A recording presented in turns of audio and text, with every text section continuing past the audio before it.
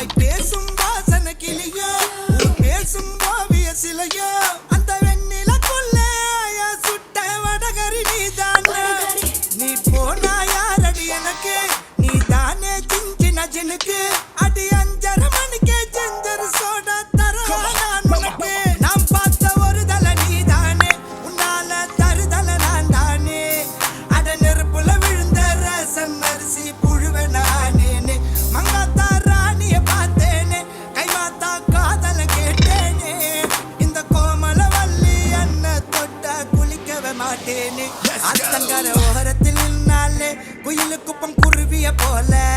அக்கம் பக்கம் யாருக்கும் தெரியாம லுக்கு விட்ட